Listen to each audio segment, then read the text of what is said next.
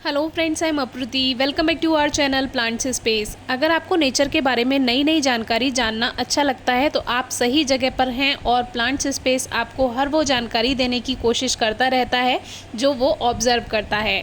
आज भी हम एक नई जानकारी लेकर आए हैं जो कोई भी नॉर्मल गार्डनिंग चैनल आपको शायद ही दे पाए। ये वीडियो मैंने जून में शूट की थी और आपसे शेयर करने का मौका ही नहीं मिल पाया। आज सोचा आपसे शेयर करूं। तो ये जो सामने आप पक्षी देख रहे हैं ये है कोयल। और कोयल इस तरह से ज़मीन पे नहीं बैठती है। अचानक मेरी नज़र पड़ी कि दोपहर की तेज़ धूप में ये कोयल ज़मीन पे क्यों बैठी है। शुरू में लगा कि ये पानी पीने आई होगी। सबसे पहले मम्मी ने ही इसे देखा था और उन्होंने ही मुझे बताया कि ये पक्षी शायद बेहोश हो गया है या गिर गया है या इसे कोई परेशानी है धूप में। तो फिर मैंने इसको देखा तो फिर मैंने थोड़ी देर इसको ऐसे ही नोटिस किया, क्योंकि ये बीमार भी नहीं लग रही थी, परेशान भी नहीं लग रही थी और इस तरह से मुंह को ऊपर उठाकर ये बैठी हुई थी। बीच बीच में पंख भी हिला रही थी, मुँह भी खोल रही थी। तो शुरू में लगा कि मैंने इसको देखना चाहा, लेकिन मैं जैसे ही पास जाने को हुई ये फिर से ठीक हो गई थी। फिर उड़कर ये वापस से पेड़ पे बैठ गई। फिर थोड़ी देर बाद मैंने फिर देखा, ये फिर से आई और फिर से ही ऐसे ये करने लगी। और जबकि पास में पानी रखा हुआ है, आप पीछे देखेंगे बर्ड्स के लिए हम पानी भी रखते हैं, इनको दाना भी देते हैं, लेकिन ऐसा कुछ नहीं था। बीच बीच में ये सही से चल भी रही थी, उड़ भी रही थी। लेकिन आप इसको देखेंगे तो इसके गले में हल्की सी कपकपाहट जैसी थी, मुंह खुला हुआ था और पंख ये बीच बीच में फैला रही थी और लाल आंखें हैं। इससे आप पहचान कर सकते हैं कि ये कोयल है। जिनको कोयल की जानकारी नहीं है वो इस तरह से कोयल को जान सकते हैं। और कोयल दो रंग की होती है, मेल और फीमेल। इसमें चितकबरे रंग की कोयल होती है और ये काली कोयल है। तो ये देखिए बीच बीच में पानी भी पी रही थी। इससे लग रहा था कि हाँ ये ठीक है, इसको कोई प्रॉब्लम नहीं है। यहाँ पे दाना भी पड़ा रहता है जो हम पक्षियों को डालते हैं, रोटी वगैरह के टुकड़े, तो वो भी पक्षी आकर यहाँ पे खाते हैं। तो अब इसके पीछे रीज़न क्या है वो भी आपको जानना ज़रूरी है, क्योंकि आगे से कभी अगर आप ऐसे देखें पक्षियों को तो आपको प्रकृति के बारे में जानना ज़रूरी है। और कोई भी नॉर्मल गार्डनर आपको ये बात नहीं बताएगा, क्योंकि उनको बस 2-4 पॉट्स के प्लांट्स के बारे में पता होता है, वो उसी के बारे में जानकारी देंगे। लेकिन प्लांट्स स्पेस पे आपको नेचर के बारे में, प्लांट्स के बारे में सारी जानकारी मिलेगी। जो हम ऑब्जर्व करते हैं वो भी, जो हम नया सीखते हैं वो भी, सब आपसे शेयर करते हैं। तो देखिए ये कोयल उड़ के पानी पी के चली गई वापस से। फिर मैंने इसको देखा, फिर ये उसी जगह पे बैठी हुई थी और पंख भी अपने फैलाकर बैठी थी। बीच बीच में आप पूरा वीडियो में देखेंगे। तो ऐसा होता क्यों है? जो ये बिहेवियर है ये कहलाता है सन बाथिंग या सनिंग।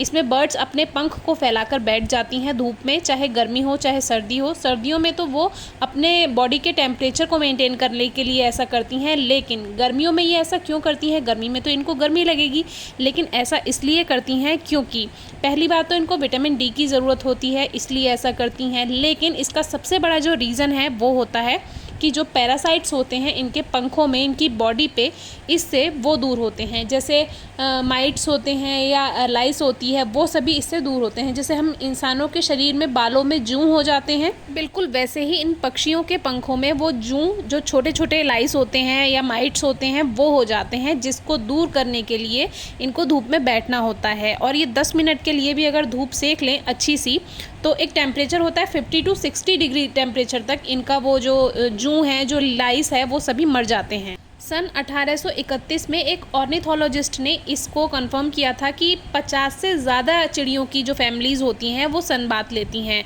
और ऐसा इनके लिए ज़रूरी है। प्रकृति ने इनको वरदान दिया है।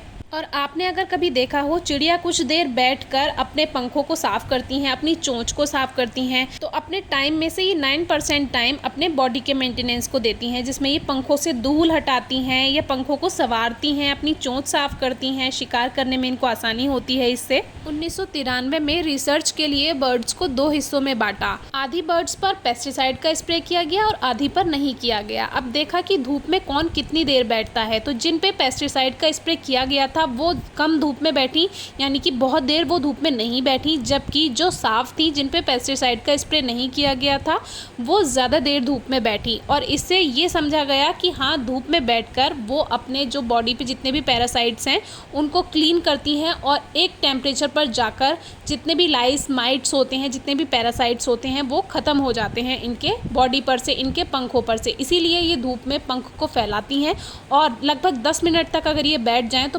50 से 60 डिग्री टेम्परेचर तक वो जो लाइस हैं, जो भी जू वगैरह हैं इनके पंखों पे, वो सभी ख़त्म हो जाते हैं। बिल्कुल वैसे ही जैसे खटमल होता है, लगभग 55 से 60 डिग्री टेम्परेचर पर खटमल भी ख़त्म हो जाता है। लेकिन अभी भी ये क्लियर नहीं था कि सूरज का प्रकाश जू को, यानी जो लाइस है पैरासाइट से, उनको कैसे ख़त्म करता है, ये अभी भी अनक्लियर था। तो ये अंदाज़ा लगाया गया कि यूवी रेडिएशन और जो हीट का कॉम्बिनेशन है, इससे शायद लाइस जो है वो ख़त्म हो जाती होगी। तो अंत में यही निष्कर्ष इसका निकला। और जो लोग पक्षी पालते हैं या गिलहरी पालते हैं, गिलहरी के बारे में भी काफ़ी सवाल आते हैं कि जू हो गए हैं, वो इसीलिए क्योंकि इन पक्षियों को, इन जीवों को वरदान है कि ये अपने शरीर को खुद साफ रख सकते हैं। जबकि अगर आप इनको पालते हैं तो आपको इनकी सफाई करनी होगी। मैं तो किसी पक्षी या जीव को पालतू बनाने के पक्ष में बिल्कुल नहीं हूँ, क्योंकि प्रकृति ने इनको अपनी साफ़ सफाई का रखने का, खाने पीने का सारे वरदान देकर भेजे हैं। तो इनको इनके हिसाब से जीने दीजिए और बिल्कुल भी इनको बंधन में ना रखें। तो यही जानकारी आज आपसे शेयर करनी थी। फिर भी अगर आपको कुछ नया दिखता है तो आप हमसे शेयर कीजिए, हम उसको बारे में आपसे वीडियो शेयर करने की पूरी कोशिश करेंगे। बाकी कोई प्लांट्स के बारे में क्वेरी है तो वो भी ज़रूर पूछिएगा। Thank you.